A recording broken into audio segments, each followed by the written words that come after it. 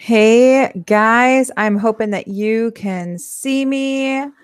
Let's see. It says I'm live. So we're going to go to this one and this one and move you over here and move you over here.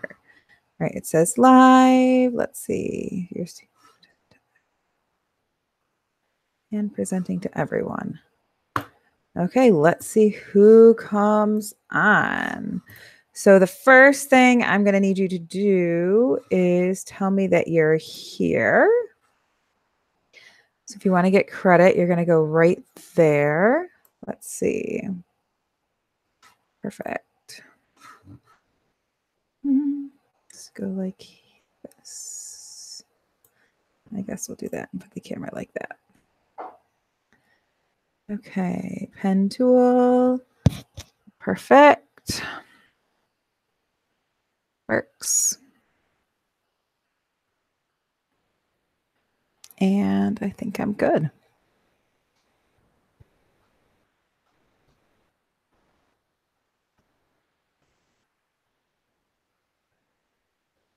That's fine. That's fine.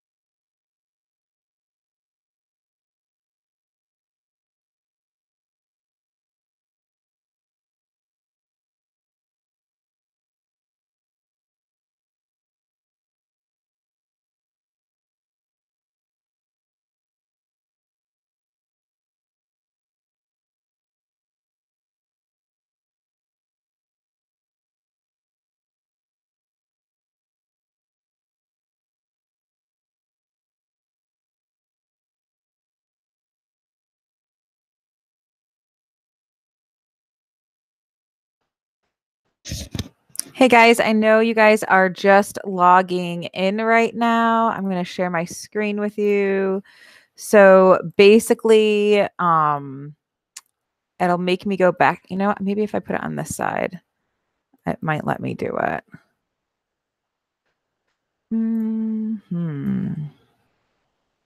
Because I'm trying to do it so I can still see the chat. This. Let's see. That won't let me do that.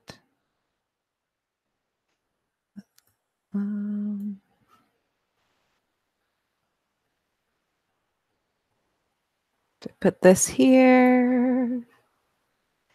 Extend this like this. Move this over here. Let's see. One person. Trash can. Let's put this here and put my head here.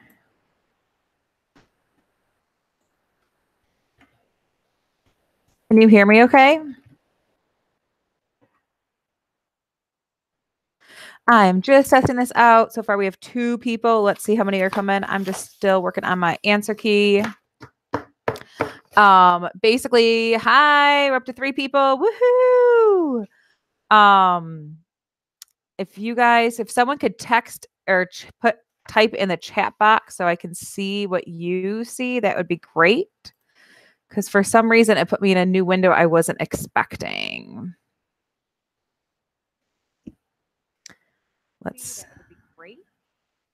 For some reason, it put me in a new window I wasn't expecting. Oh, okay. So your chat is coming up somewhere different.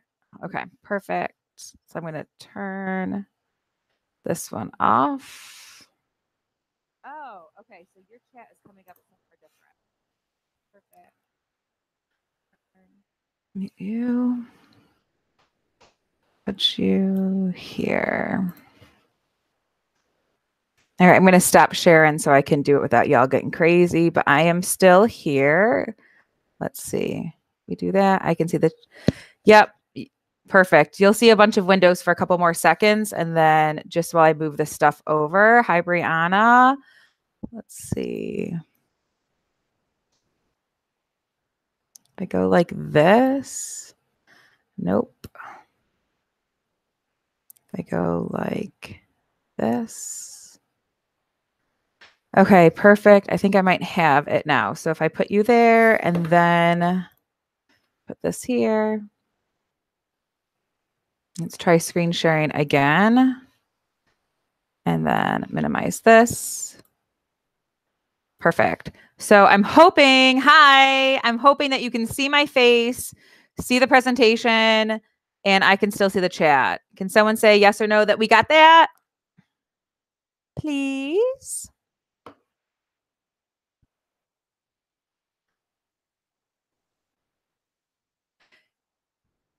Okay.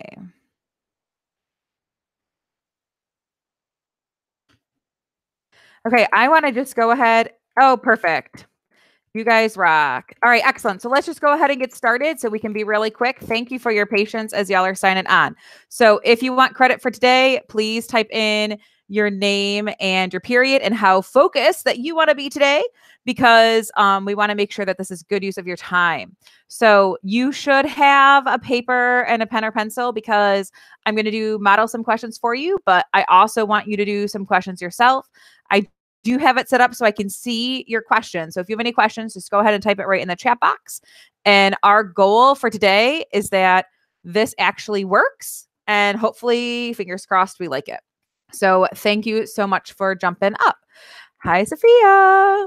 Okay, so our first thing that we're going to do is come over here, and we always have to do like essential questions and all that kind of lovely stuff. So the essential question that I picked for today is basically understanding the connection between algebra and geometry.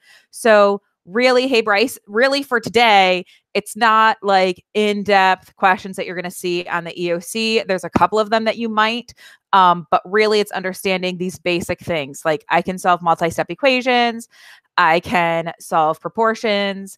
I can round decimals and fractions. And I put kind of the lower level stuff at the end. So like if you're an expert at rounding decimals or you know how to do fractions, like pay attention for the first 2 sections, and I'm totally fine if you just sign out and do something else. That's totally good with me. My trash can. So the next thing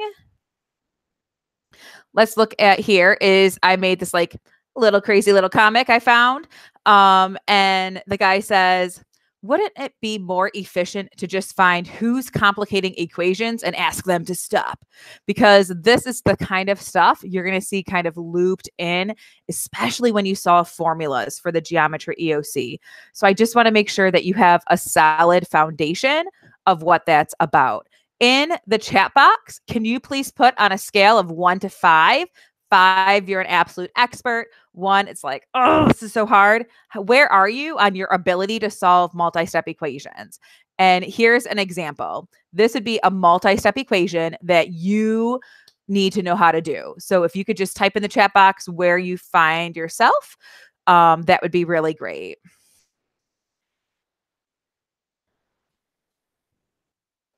Because if people know how to do it, then we can just go really quick. All right, and I've got...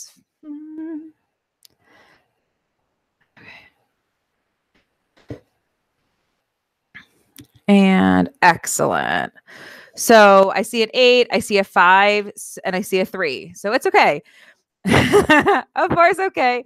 Let's just take a look. So basically the idea for this is we want to be able to do distribution first. And sometimes you need to do distribution. Like if you find like 1/3 of like the rectangular pyramid equation or the formula, you need to do like all that kind of stuff first. And then we divide by 3, or you could have just distributed right away. So I just want us to practice that. So, oh, that's fine. We're good. It's all right. It can be out of 10. So here, let's take a look at this problem. So I'm going to model this problem first. Hi, Arnold. I'm going to model this problem first, and you can just also write it down on your paper that you have right now. So if you want to solve it along with me on your own, you can, and that way you could check your answers. That would be like a good use of your time. Let's go to blue. So the idea is first, if there's anything that's distribution, like the parentheses, up here, you would do the distribution first. But in this case, there's not distribution, so we don't have to worry about that. The next thing that we would do is combine like terms, because we want to simplify and make each side of the equation balanced. Hi, Aaliyah. And then we'll do those inverse operations to solve. So you can see like right here, my little mouse, they distributed first, they combined like terms, then they did the inverse operation. So I'll model this while you guys do it on your paper. So first, I'm going to see, is there any distribution? Well, there's no parentheses, so I'm not going to do anything about that. But I do see that I can simplify 5p plus 3p. So 5p plus 3p is 8p. So I would just write down 8p minus 8. And everything else comes down. Then some teachers teach it differently. I always like to keep my variables positive. So I personally will move that p to the other side. And I will do that by saying, well, right there, there's no sign, so it's really a positive. So the opposite of adding p is subtracting p. So I'm going to subtract p to both sides because that would cancel. And if I do something to one side, I do something to the other side. Some of your teachers might have taught you that this is a river, and anything you do to one side of the river, you have to do to the other side of the river. So as I continue this problem, this right here would just leave me with -1 because this drops down. 8 minus 1 is 7. So this would be 7p minus 8. And then I have my equal sign. So now I've moved all my variables to one side of the equation. What I need to do is move my other numbers to the other side of the equation. So I have the -8 here. Because this is a negative, basically, I need to do the opposite of subtracting, which is addition. So that's what I'm going to do here. So I'll put in add 8 to this side. Add 8 to this side. 1 plus 8, -1 plus 8, sorry, is +7. And +7 equals 7p. Now, I know I'm going super crazy fast because you should know how to do this type of problem. If I am going fast, you can just type a quick message to tell me to slow down. It's totally fine. But now, anyway, I have 7 divided by 7p. And so I'm just going to divide both sides by 7. So 7 divided by 7 is 1. So my solution is p equals to 1. So when I go a little bit farther down, I'm going to erase that screen and bring you down here. Here I have 2 equations for you to do. So if you didn't do the first one and check your work, I'm going to just give you 2 minutes to kind of maybe try to do these on your own, because I do want to go to one that's a little bit more challenging. So on your own, go ahead and work on these problems. And once you have it, type it in the chat box.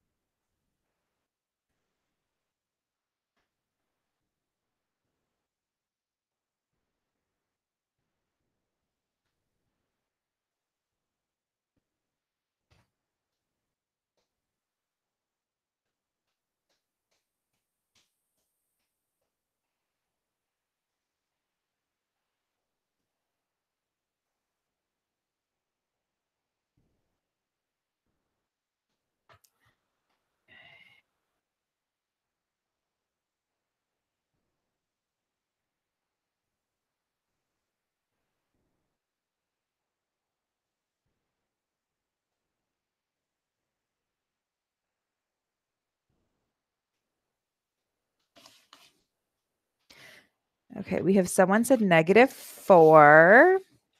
I got something different. Try that one more time. You would have negative, you could have -4. Well, you wouldn't really actually have -4a. Because this, that is like really big. Because this, again, it's big. Hold on. Why is it so big?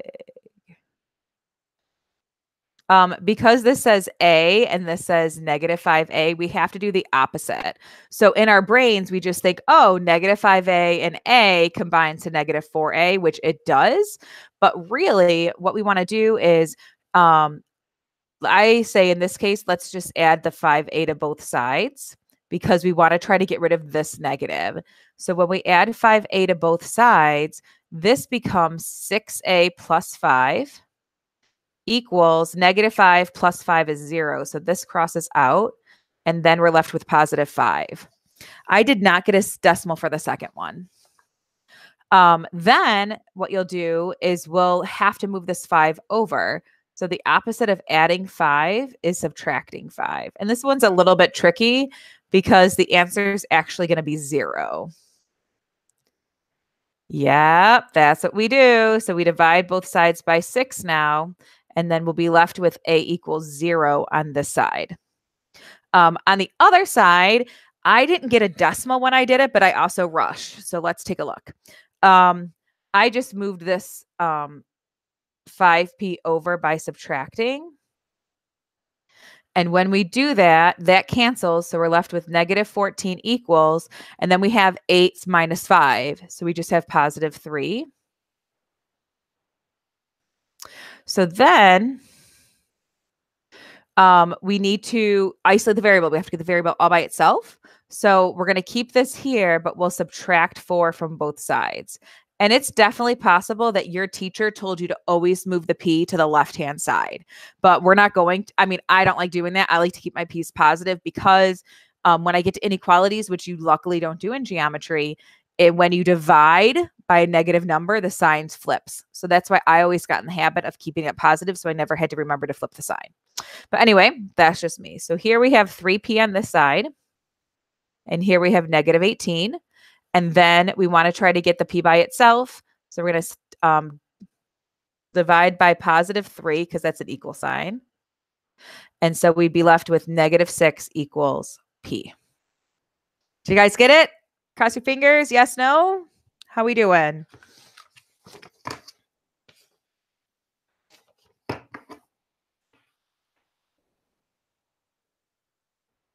Okay, I'm going to jump on to the next set of questions. This set has to do with distribution. And I'm not going to go crazy with it. And actually, because of time, because it took me a while to set up, we're not going to do this problem. But I do want to jump to the other problem. So yay, you guys got it. Fantastic. So I have -3 times 4x, which will give me -12x.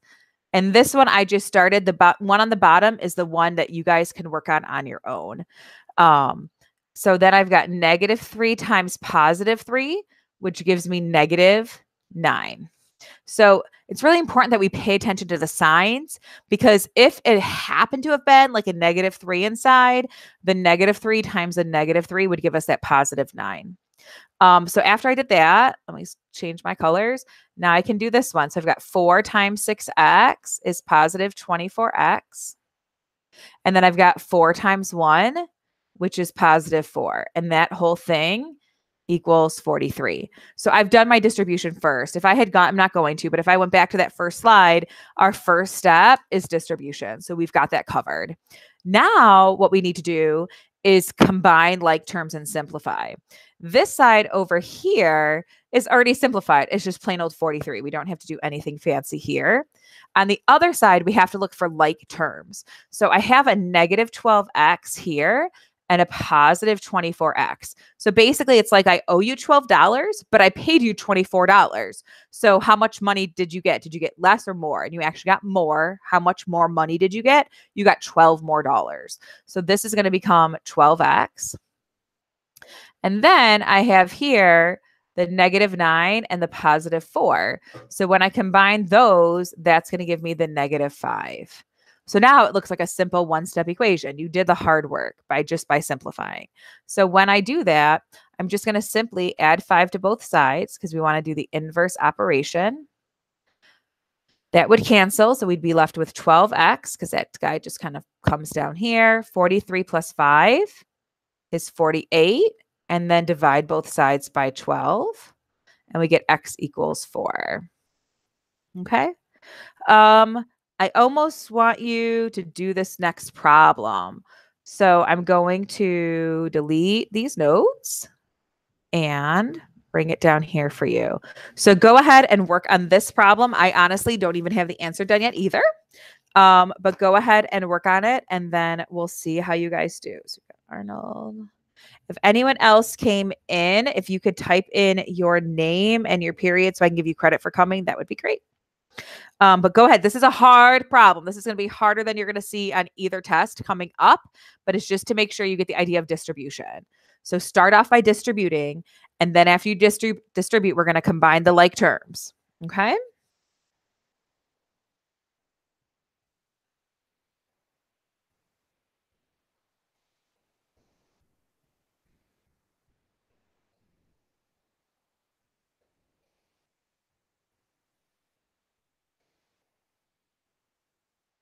Wow, this one's going to be tricky. You guys are going to be great.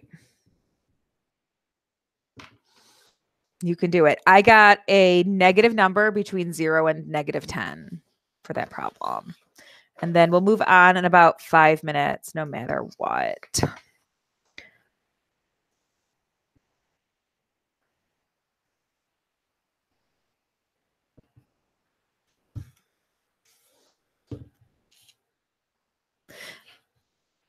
Okay, I'm going to start distributing just so you can see it if you're stuck.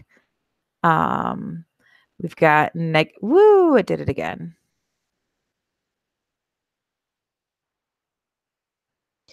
I've got -5 times 1 is -5. -5 times -5, a negative times a negative is positive. So this will be positive 25x. Then I've got +5 times -8x. That'll give me -40x. And I've got a +5 times a -2, which leaves me with -10, equals everything on this side. Now I'm going to combine my like terms. So I see a 25 and a -40. 25 is positive, the -40 is negative. The rules that you probably learned in 7th grade is when you have two different signs, one, you could use the calculator, or you could just do, because the signs are different, you subtract and take the sign of the number with the largest absolute value. So here we've got -40 plus 25x. So 40 minus 25 is 15. So it'll be -15x. Then I also have this -5 and this -10. So when I combine that, that's going to give me -15. And then on this side, I can just combine the -4 and -8, which gives me -12x. So I have two variables on this side. Not two variables, two terms, and one term on this side.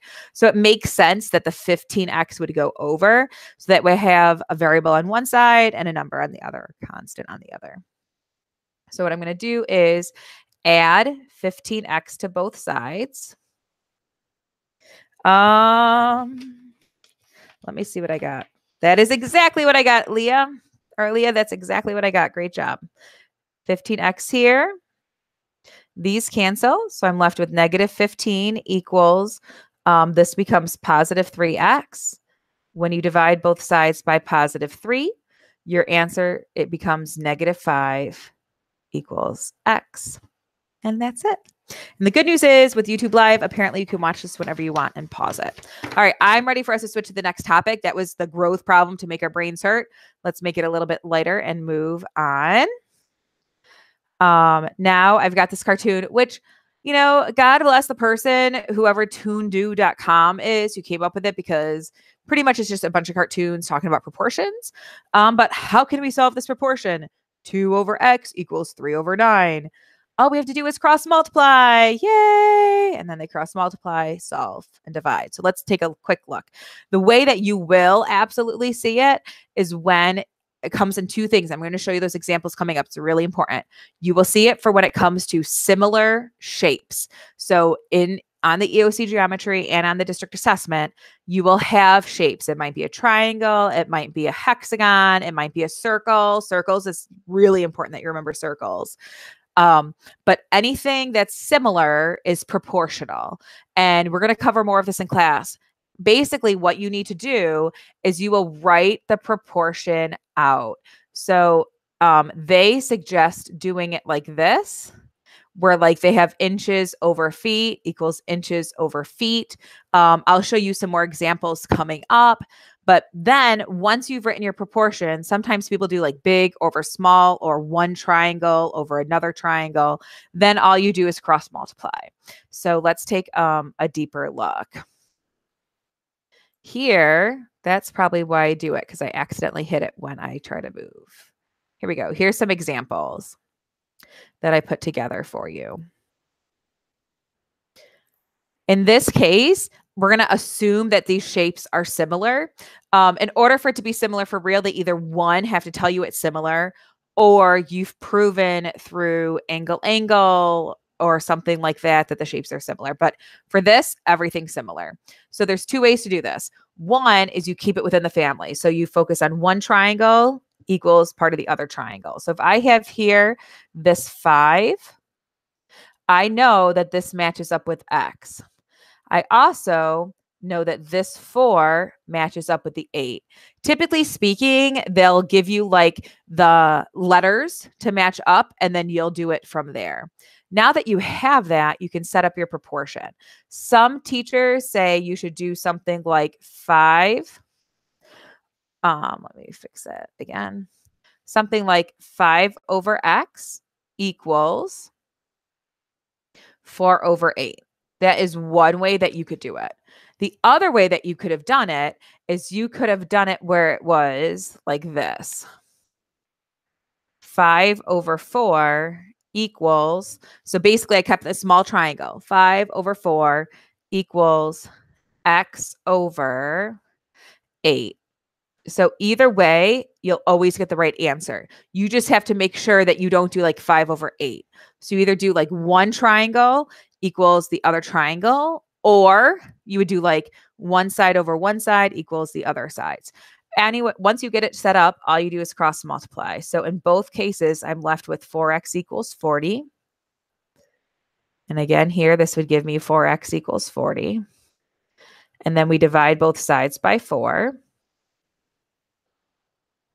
And so you'd be left with x equals 10. Sometimes you'll get crazy shapes that there's just like tons of stuff going on, and you don't have to do proportions for everything. I pick the two easiest sides, like the two numbers that make the most sense to me, and then I pick what I have to know. So in this case, I probably would pick the 10 to match with the 40, because I know that reduces pretty simple. So I'll just do 10 over 40. And what does that equal? Well, that equals this 3 over this x. And then all I do is cross multiply. So I've got 40 times 3 is 120. 10 times x is 10x. Divide both sides by 10. And then I get x equals 12. So I'm going to go on because you can always watch it later if you need to, because I want you to try to do a problem on your own.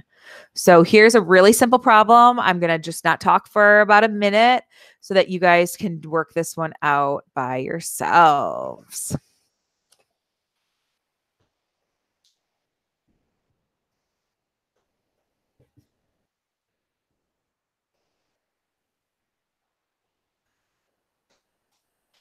And then once you have your answer, go ahead and type it in. The trick for this problem, though, is to figure out what matches with what. That's like the trick.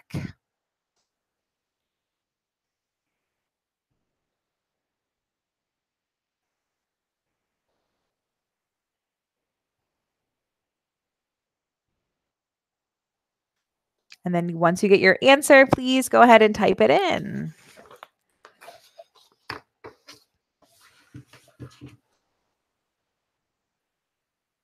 So this basically, it got rotated. So this pink line matches with this side over here. And this blue line matches with this side. And that's how you would look to set up your proportions. So basically, I would just do x. You could do x over 20 equals 3 over 2. Or you could have done x over 3 equals x over 3, 20 over 2. Either way, when we cross multiply, we get 2x equals 60. Divide both sides by 2, and x equals 30. And this would be the same over here. All right, and then you're good to go. All right, let's see how we're doing real quick. Josh. This problem is most likely going to be on the EOC. It's one of the favorite problems of math. So this is, I'm going to put EOC like really super huge. Basically, all circles are similar. Like you have to know that anytime it shows you two circles and it asks you questions about it, you're going to be like, dude, all circles are similar. All circles are similar. So here we want to know what the transformation is. Yay, Leah, you got it. We want to know what the transformation is from A to B. So here I look at myself. Yay, you guys got it. Fantastic. I look at it and I say, okay, here's circle A, and I'm trying to get to circle B. Perfect. Oh, Jasmine's in. Hi, Jasmine. Let me write your name. I didn't see you come in. So that way you get credit for being here. Basically, when I look at A to B, I realize that it's getting bigger. And because it's getting bigger, I know that my ratio has to be greater than 1 because it's getting bigger. So then all you do is you count the radius. It's literally that simple. So I'm going to go here and I'll be like, okay, how big is this radius? Well, this radius is 2 spaces. How big? So circle A, the radius equals 2. Then I look, okay, well, what is it for circle B? Well, here's circle B. I count how many boxes? 3 boxes. So circle B, the radius is 3. So then because I know it's getting bigger, I have to see which makes sense. So is it either going to be 2 over 3 as my fraction, or is my fraction going to be 3 over 2? We have to decide. We know the only 2 numbers we care about is 2 for the radius for A and 3 for the radius for B. That's the only things we care about.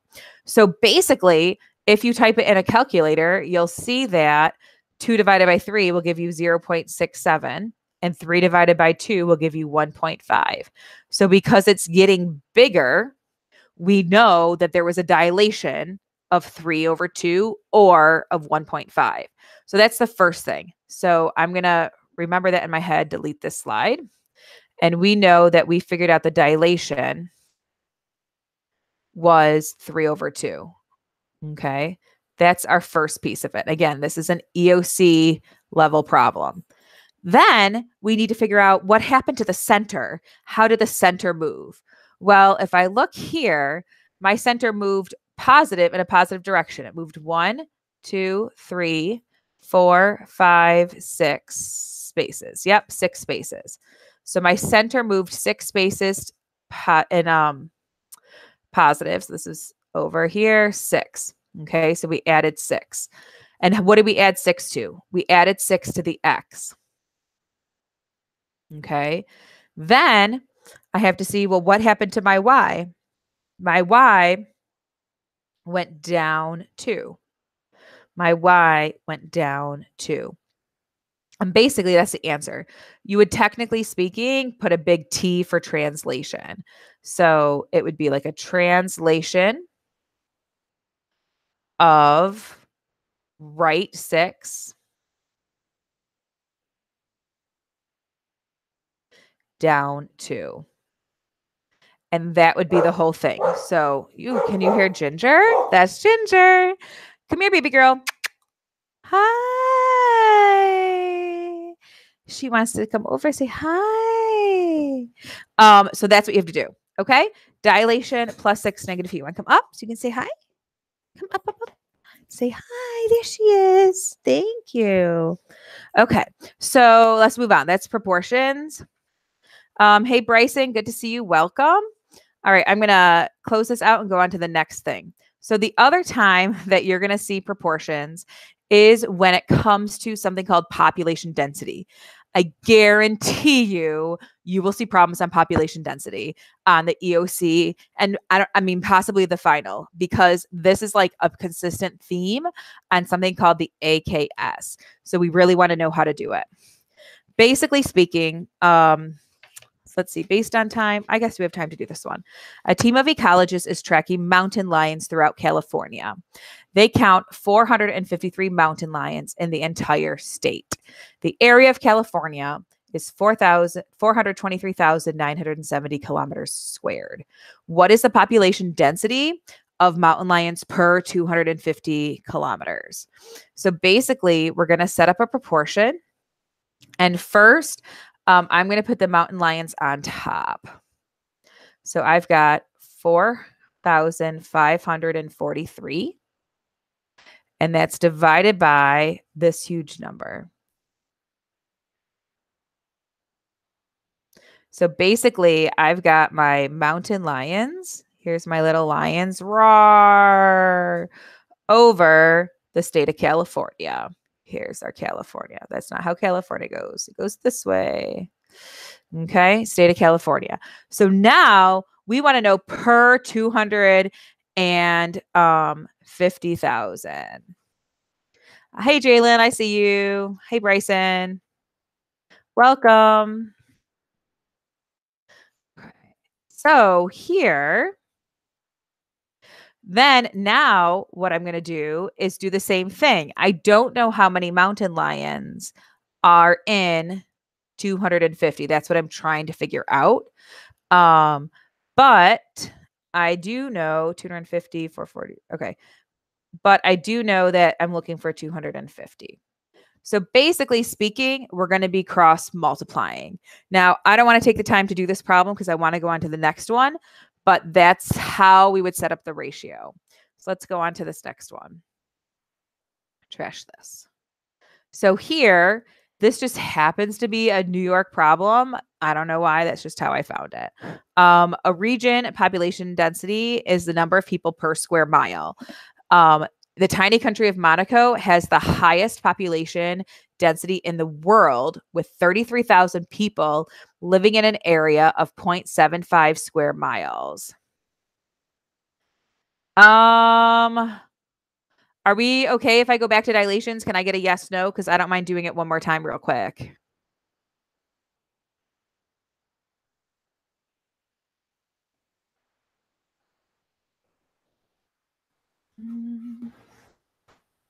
Hold on one second.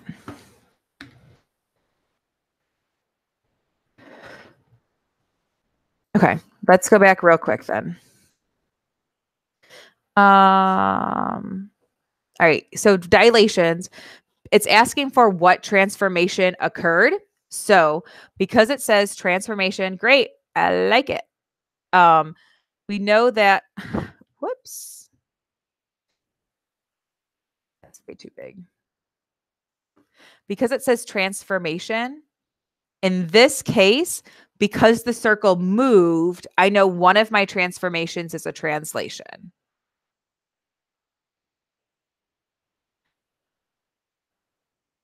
Because the circle changed size, it got bigger. I know that the other transformation was a dilation. So I know I have to figure out both things.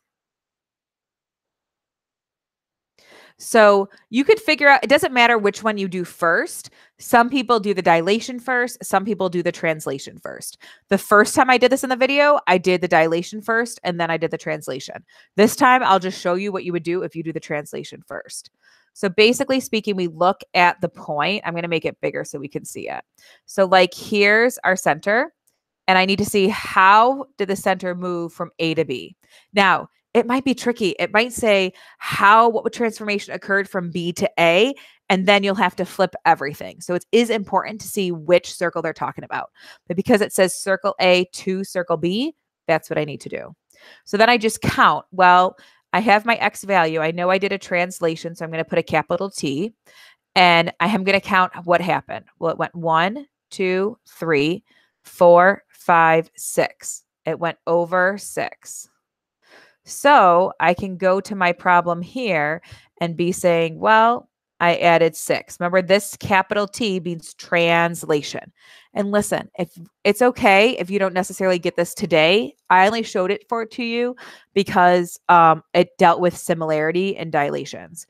When we meet tomorrow after school, we will be doing more problems like this, like in real life. But I wanted to make sure you knew how to set up the proportion. So that's why I brought it up tonight.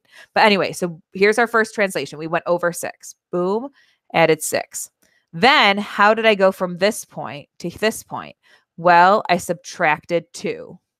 So basically I would write capital T for translation, 6, and then -2.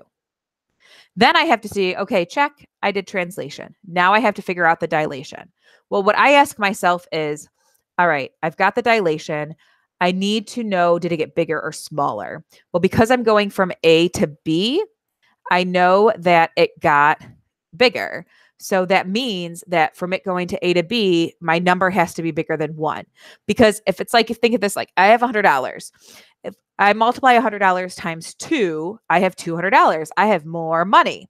But if I multiply my $100 times 1/2, I have $50. So basically, I know my number has to be bigger than 1 because it got bigger. So and then when we do similarity with circles, we always pay attention to the radius. So I'm going to see if I can erase these things. Ooh, I can. Look at that. How fun.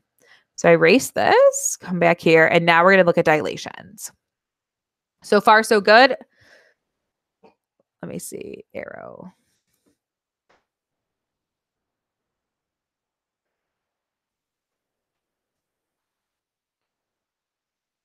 Okay, so now I'm going to look at the radius. So here, whoops, pen tool.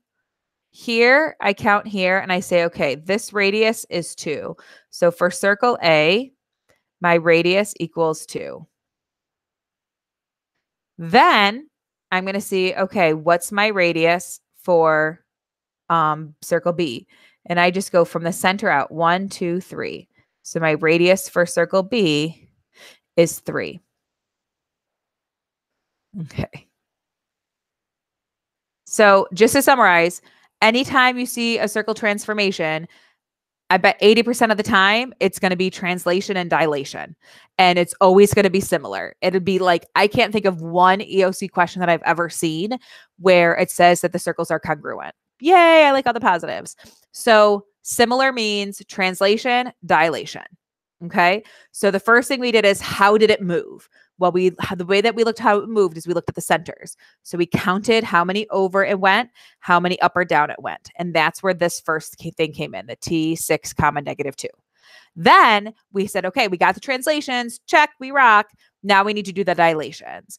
And basically, that's what we're doing now. In order to do dilations, you need to know the radius. And because the circle got bigger, I know my fraction or my proportion is going to be greater than 2 or greater than 1. So here, all I'm going to do is say, okay, well, I could either have 2 over 3 because I could put the 2 on the top and the 3 on the bottom, or I could put the 3 on top and the 2 on the bottom.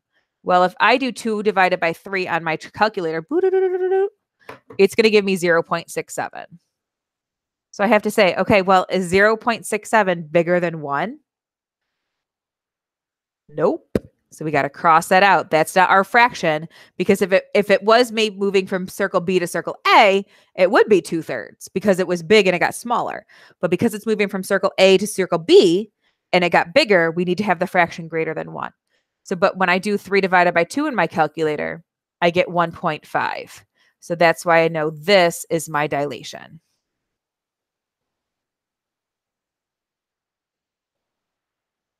So this is where I would have my solution right here. Okay, so I'm going to jump on. Hopefully y'all can watch that again. And I'm going to teach it again in literally like, right after we're done. I do want to do one more actually, I don't even want to do that. I want to jump to rounding because I want us to be done in the next like 7 minutes. So we have time for you guys to sign out and me to start the next one.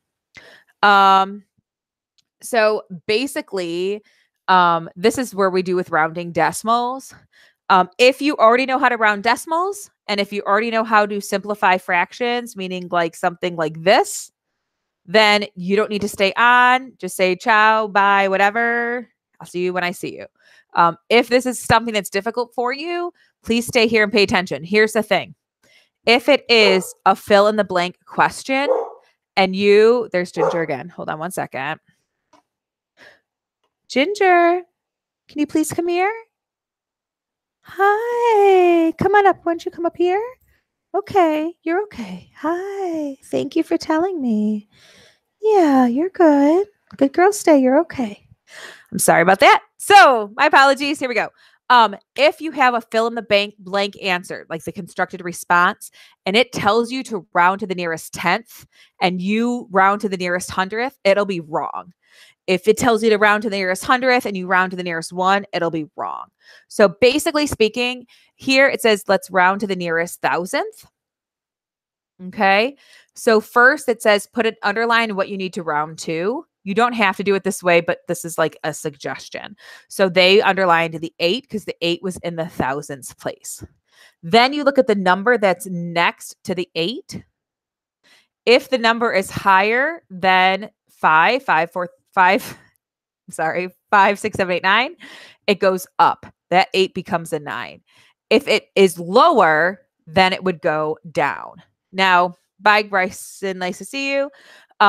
So basically, that's all the rounding is just going up or going down. Where the kids get messed up is not if you have to go up or down, but which number you have to change. That's where people make a mistake. So let's scroll down here. Delete this trash. Here, this says round to the nearest whole number. I do have questions for you to do, but I'm not going to like kill you to do it real quick.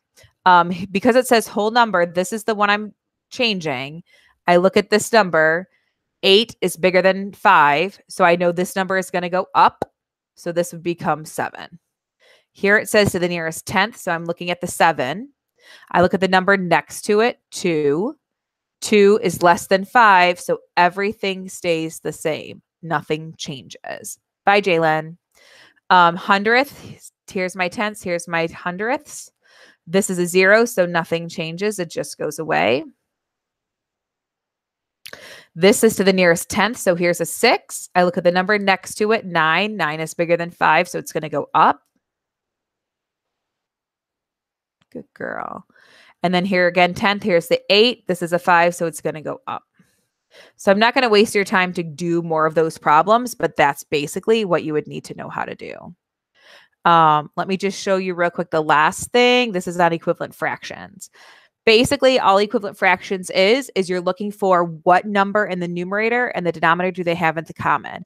You'll use equivalent fractions when we do circles, specifically when we do things like area formulas, area of a sector, arc length. Those are all times that you'll have to know how to simplify fractions. Here, I'm just going to model it real quick because some of you really know how to do it. Here we have our 45 and 63. You could use a calculator to keep figuring out what number goes into it. So let's say I say 3 goes into it. So I would divide my numerator by 3. And then I would divide my denominator by 3. When I do that, I get this other fraction. I get like 15 divided by 21. And I know that 3 can go into it again. So if that happens, just divide again. So really, in that example, I could have just divided by 9. But I wanted to show you a non-example. Here's another thing people do. Oftentimes people just divide by 2 until they can't divide by 2 anymore. So here 16 divided by 2 is 8. 72 divided by 2 is 36. Then they would divide by 2 again. 8 divided by 2 is 4. 36 divided by 2 is 18. And then divide again. 4 divided by 2 is 2. 18 divided by 2 is 9. And then that's my answer. I have more examples that I want to do or that we could do, but I'll just kind of leave it like that. If you want to watch this, you can go ahead and pause the video. Let me move it. Here's some more examples that you could work on your own. All right. So I think I want to end this right here. Let me know, like tomorrow, I do have your names. If you did not put your name in, if you could please put your name in so that I know that you have participated and you get credit for it, that would be great. And I will see you guys tomorrow. All right, bye. Or I'll see you in, 5 minutes when we start again. All right, I will see you guys later. Bye. Stop sharing. This goes here. Here. And then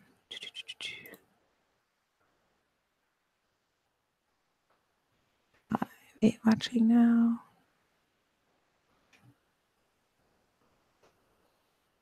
Stop. Bye, guys.